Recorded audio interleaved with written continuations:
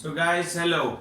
Here we are again here with the remaining topic of atrial fibrillation rhythm strategy. So the first of all, this is very important to understand that why rhythm strategy is important and what are the factors which actually favor to do the rhythm strategy. Because according to the Affirm trial, rhythm strategy was always better than the weight strategy because there was no mortality benefit behind that the rhythm strategy. But there are a lot of conditions in which you have to do the rhythm when you have to prefer the rhythm strategy in your patients. So the important thing here which I just want to discuss with you guys that the factors which favors the rhythm strategy is the new onset AFib where the patient is coming and going paroxysmal atrial fibrillation, the lone AFib with no structural heart disease, and your patient is young enough and the symptomatic, and your patient if your patient is getting hemodynamically unstable because of that atrial fibrillation, and because of the atrial fibrillation if your patient has developed that tachy-induced cardiomyopathy, then you have to intervene the patient and then you have to do the rhythm strategy. But before going towards the rhythm strategy, it is very important to identify that you are doing the rhythm strategy in your patient electively or in the case of emergency. Because if you are doing your patient the rhythm strategy electively and you are planning to do the rhythm strategy to convert your patient or to cardiovert your patient into the normal sinus rhythm, then you have to anticoagulate patient if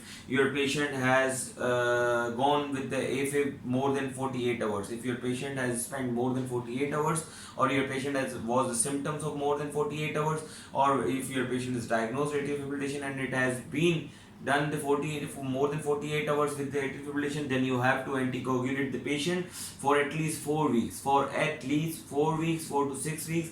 Or the other option you have, if you don't want to anticoagulate, then you have to do the TE and you have to check the LA appendage clot. Why it is important? Because whenever your heart your atrias are not contracting properly and they are just fibrillating, then the stasis of blood occurs at the LA appendages, and that stasis of the blood causes what? The clot in the appendages. So that clot actually causes problem when you put your patient when you induce your patient with the normal sinus rhythm, when you convert your patient from atrial fibrillation to the normal sinus rhythm, that LA clot travels to the LV and then LV travels to the aorta or the system. When it goes to the systemic circulation, whenever it reaches into the end arteries, like in the brain it causes the stroke, in the renal artery it causes the renal artery stenosis or acute renal shutdown. When it goes into the peritoneal arteries, it causes the acute peritonitis. When it goes to the peripheral limbs, it causes the peripheral arterial disease or the acute limb ischemia. So that clot is actually very dangerous. That's why we have to take care of that clot before going towards the rhythm strategy, because whenever you are putting the patient, when you are converting your patient from the atrial fibrillation to the normal sinus rhythm, it means you are giving a way to that clot to travel into the system circulation. When that atria contracts which are not contracting actually in the atrial fibrillation, so when it contracts, it actually gives the mobility to the clot, and that clot travels to the LV, and from LV it travels to the system circulation through aorta. Now the important thing here that after 48 hours, but if your patient has not spent more than 48 hours with the atrial fibrillation, no need to do the anticoagulation with your patient if you are going to convert your patient. But if your patient has spent the more than 48 hours, then keep one thing in your mind, that every patient with the atrial fibrillation should go for the anticoagulation. Why? Because of that dangerous clot. You have to anticoagulate your patient who have spent more than 48 hours with the atrial fibrillation, or who have a history of the paroxysmal atrial fibrillation, because of this. So to convert the rhythm is not a solution. It is not is a strategy to avoid the anticoagulation in your patient. So if your patient after converting your patient from the atrial fibrillation from the rhythm strategy, it is not rhythm strategy is not to obviate or to not to avoid anticoagulation. If your patient has converted to the rhythm strategy, successfully converted to the rhythm strategy, still you have to anticoagulate your patient with the according to the chat which we have discussed in our last lecture. So keep one thing in your mind, that rhythm strategy is just for the patients to make less symptomatic, to make more to make them more hemodynamically stable, but it does not give you permission to not to anticoagulate your patient. With the rhythm strategy, still if your patient is a normal sinus rhythm, you have to anticoagulate your patient. I am again and again I am repeating that line because that is very important.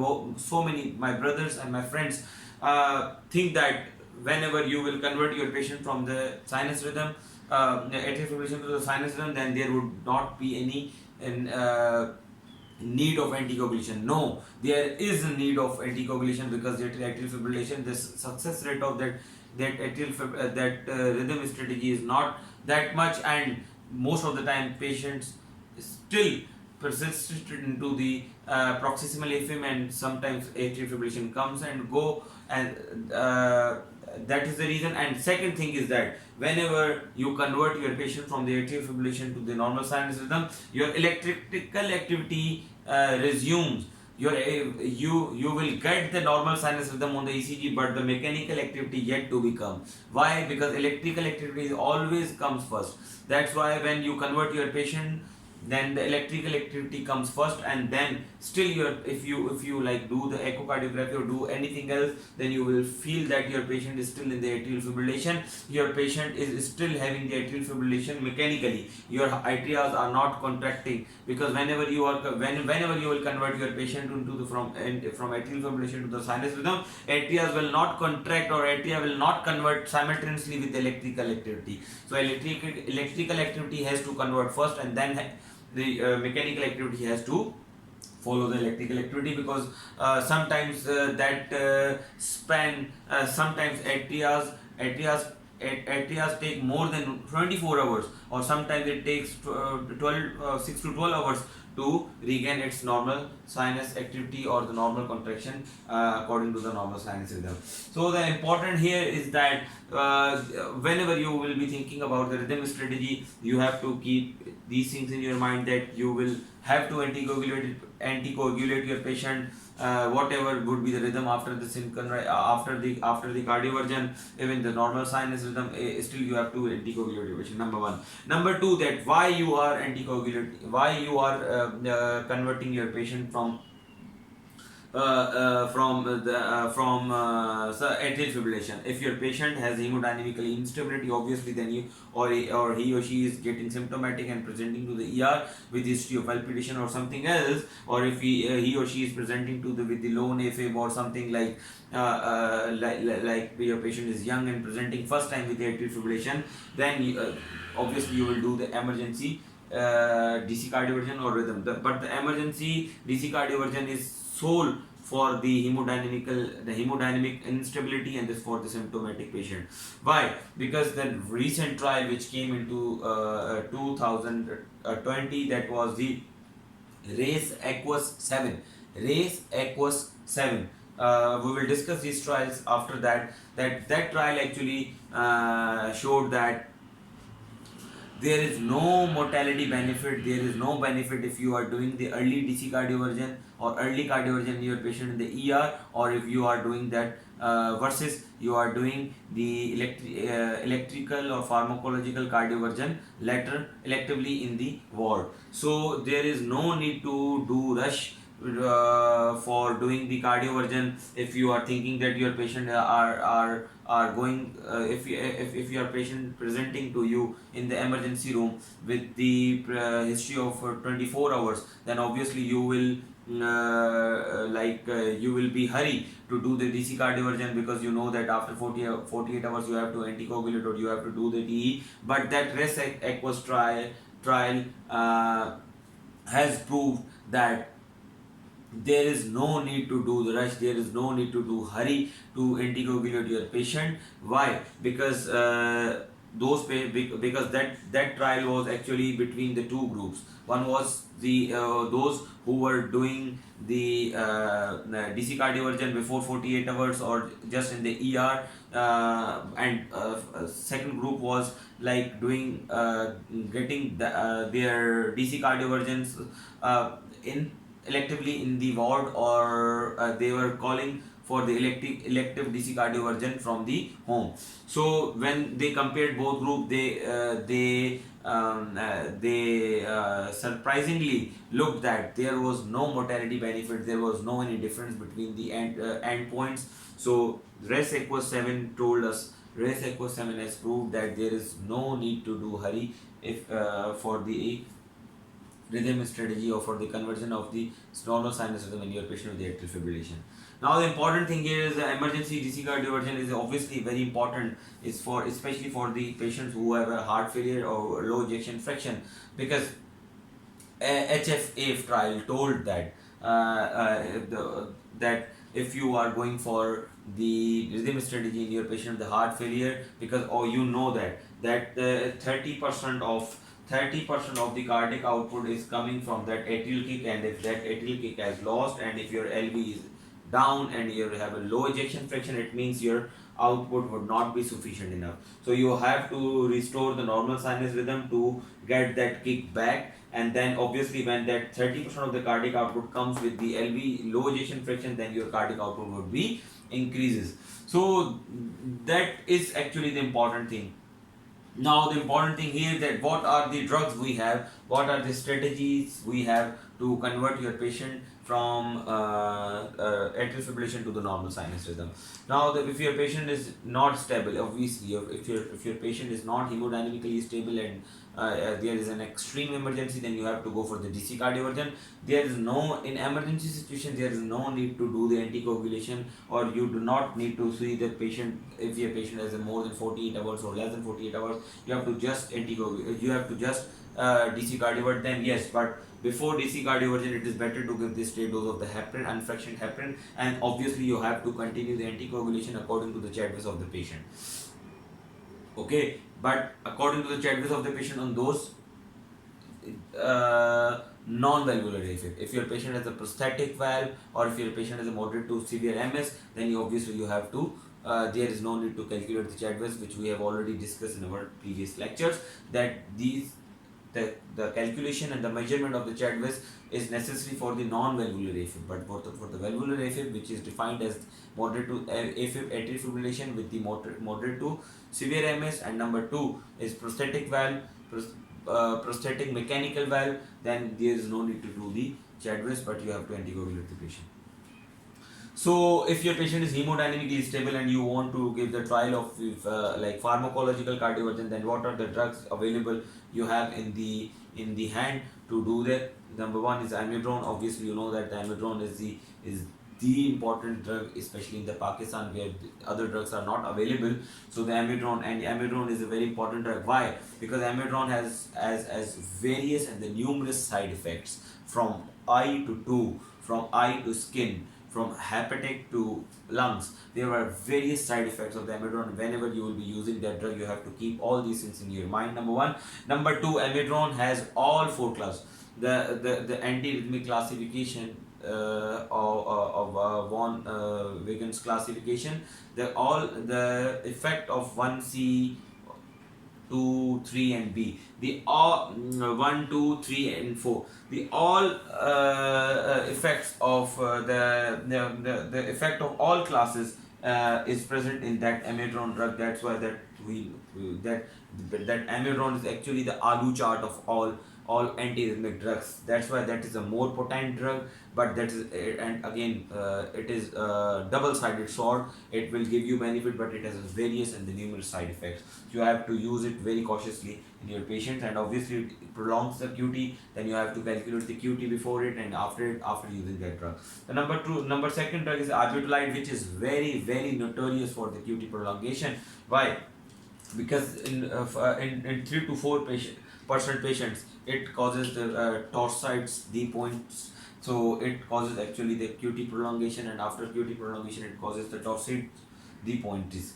Number one. So whenever you will be using the Ibutolite, you have to admit obviously your patient is coming to the ER, so you have to admit the patient. Number one. Number two, you have to give the magnesium sulfate before giving that drug, and you have to measure the QT prolongation. If your patient has a prolonged QT, you will not use that Ibutolite in your patient, because Ibutolite is very notorious drug to go for the cardioversion if your patient is a prolonged QT, already prolonged QT, because it causes the torsativity points more than 2 to 3% of your patient. Okay, 1 to 2% of the patient. So remaining drugs, we have the 1C drugs. 1C drugs are the propafenone, flecainide, and dofetilide. So yes. Okay, so yes, propafenone and flecainide. Yes. Now the these drugs. Why these drugs are important? Because these drugs are the pill in the pocket. What is the meaning of the pill in the pocket? You can suggest your patients to keep these pills in their pocket whenever they become symptomatic, or they think that they have an episode of the paroxysmal atrial fibrillation. Then they have to take that pill immediately. But before suggesting that therapy, you have to admit the patient. You have to keep the patients on the AV nodal blocking agents. Why? Because it increases the 1:1 conduction. Whenever it increases the 1:1 conduction, it can cause a ventricular fibrillation, because you are actually increasing that. You are actually decreasing that AV nodal blocking property, because whenever you will be giving the propafenone and flecainide, it actually increases the 1:1 conduction through the AV node. So when it increases the 1:1 conduction through the AV node, it actually increases the conduction rate from atria to the ventricle. So if the rate is going on in the atrias like 250 or 300, it means you are increasing the rate, you are increasing the conduction to the left ventricle function. Left ventricle. So when that conduction rate would be increased in the left ventricle, and that left ventricle can go into the ventricular fibrillation. That is very important, that whenever you will be using or prescribing that these two drugs, you have to keep the patients on AV nodal agent. Number one. Number two, these two are the pill in the pocket, but obviously before prescribing that therapy, you have to admit the patient. But I have told you that. So number is these are the drugs, but you have to keep one thing in your mind, that these drugs it is better to use these drugs should be used with in the specific condition of the patient, or the specific comorbid or the specific disease with the patient, or atrial fibrillation with the patient. So we have to discuss these diseases and the specific drugs and the drug of choice in your patients. If your patient has the following drug diseases or heart diseases, and your patient has atrial fibrillation, then what drugs should be better for them? So you have to divide your patient into structural normal heart diseases and structural heart structural heart diseases, and the non-structural heart disease. And those patients who have no structural heart disease, then obviously the 1C drugs, the propafenone, the flecainide and propafenone is a 1C, and the sotalol obviously is a class 3 drug. So these are the drug of choice in your patient. If your patient is going through that cardioversion, then with no structural heart disease, obviously the 1C drugs are the drug of choice, which we have told you earlier, the propafenone, the flecainide, and these are also known as a pill in the pocket. The sotalol is again another drug of choice, and sotalol has a beta blocking agency, so you have to use it cautiously. And obviously keep one thing in your mind, that for the rhythm strategy, catheter ablation will never ever be the first choice, because you have to keep your patients on the at least 1C or class 3 antiarrhythmic drug. 1C or class 3 antiarrhythmic drug. So if you are going through your catheter ablation with your patient with a long persistent atrial fibrillation, without that giving that pharmacological cardioversion, or without giving them trial of the pharmacological cardioversion, it means you are practicing the 2B, because this is a 2B. But if your patient is the paroxysmal atrial fibrillation, if your patient has a paroxysmal atrial fibrillation, or your patient is not tolerating that drug, or it is not possible to give you that drug to your patient. Number two or number three, if your patient is non is like your patient does not want to take that medication, then it is class 2A to go for the catheter ablation straightforward in your patient without giving these drugs. Okay, so in the paroxysmal atrial fibrillation, it is class 2A to going straightforward without giving these drugs to the catheter ablation. But in the long persistent atrial fibrillation, it is better to go for that these drug strategy and then the catheter ablation. And if you are going directly to the catheter ablation, then it is class 2B, and it is better not to go directly to the catheter ablation if the drugs are available and your patient wants to take these drugs. And despite of giving these drugs, if your patient is symptomatic or having what I said, having atrial fibrillation, then obviously you have to go for the catheter ablation. So the structural heart disease, the drug of choice is flecainide, propafenone, and sotalolol, and the catheter ablation. Obviously, in the WP, without, if your patient has a WPW syndrome without structural heart disease, like it has, your patient does not have Epstein anomaly or anything else, or like anything else, any else cardiomyopathy or like any other structural heart disease, then it is better to give the flecainide or amiodarone. You can give your patients flecainide or amiodarone. Yes, procainamide is also a drug of choice, but it is actually not the first drug of choice. But yes, you can give the procainamide to your patients. But obviously, the catheter ablation is always the last option, the last resort to your patients. And if your patient is a structural heart disease, then we have divided it into the 4 groups. Number 1, LVH or HCM. In the LVH, obviously you know that there's the amiodarone. Amiodarone is a drug of choice with always. The amiodarone is always available for the whenever you will not be remembering or recalling anything for the structural heart disease, then you have to give the amiodarone. Even that, if your patient has normal structural heart disease and you don't have anything, you can use the amiodarone in your patients. So the LVH and HCM, obviously, but the drug of choice is always according to their classes. Left ventricular hypertrophy and hypertrophic cardiomyopathy, the amiodarone is a drug of choice. Amiodarone is a drug, yes, but diazoxyparamide is always second to that drug. You can give diazoxyparamide, and but the amiodarone is drug of choice. Coronary artery disease, you know that the coronary artery disease, sotalolol has a beta blocking agents activity. So obviously sotalolol is always a drug of choice for the coronary artery disease because it is a beta blocking activity, negative inotropic effect, which actually gives the benefit of your patient with the coronary artery disease. Number is the dofetilide. Obviously dofetilide is the second drug of choice, and third one is the amiodarone. Here the heart failure, you know that the heart failure, you cannot give your patients to that flecainide once it does, because it increases the heart failure. You cannot give your patients the sotalol because it has a beta blocking properties. Then obviously the remaining remaining choice, the only choice which you have remain here is that amiodarone. So you can give the amiodarone in your patient with the heart failure, and the dofetilide obviously, and obviously the catheter ablation is always the last resort of, after these drugs. And here the WBW, like with the heart failure, like with the ischemic cardiomyopathy, or WBW like with any cardiomyopathy, like WBW with Epstein anomaly, then obviously procainamide and amidarones are the drug of choice. And amiodarone is always drug of choice with these structural heart diseases, and procainamide is obviously, you know that the WBW, in the WBW have the drug of choice is the procainamide.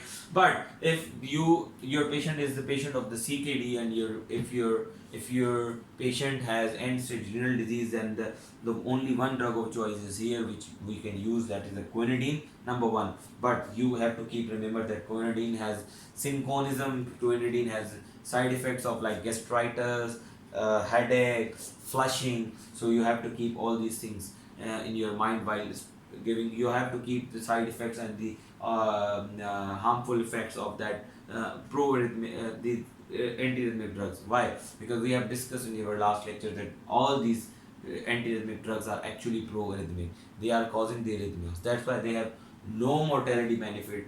there is no mortality benefit while using these drugs. That's why rhythm strategy is never ever, never good, never ever preferable over the rhythm, over the rate control, but only in one condition, that is the heart failure. Why? Because in that heart failure you have to regain, you have to restore the kick. So because whenever you will be restoring the kick, actually you are increasing the mortality. So that is the only one condition in which your patient has some instance of increasing the mortality. If your patient has the signs of heart failure, hemodynamically unstable, or if your patient has a low ejection fraction, then it will give you, what? It will give you the some sort of mortality benefit in your patient with the rhythm strategy. Otherwise, the rhythm strategy is never ever better than the rate controlling strategy. So the quinidine, then another drug, the magical drug, that is the amiodarone. That is always, I told you that it is a potent drug. It has it has effects of all four classes of the antiarrhythmic antiarrhythmic classification. So you can use amiodarone as well, because amiodarone is also has a hepatic clearance. So amiodarone is obviously the second drug of choice. So those were the things, but now we have to discuss the few trials. That what are the trials? A few trials about the atrial fibrillation from the rate control to the catheter ablation. As we discussed, that the catheter ablation will never ever be the first choice, yes, but you can take it as a first choice in the patient of the paroxysmal AFib, or if your patient does not want to take the drug, antiarrhythmic drug. Otherwise, it is a class 2B2, straightforwardly go for the antiarrhythmic your agents. A catheter ablation over that antiarrhythmic agents. I hope that you have to you will keep all these things remembered in your mind, because these are the drug of choices. You have to keep remember all these things.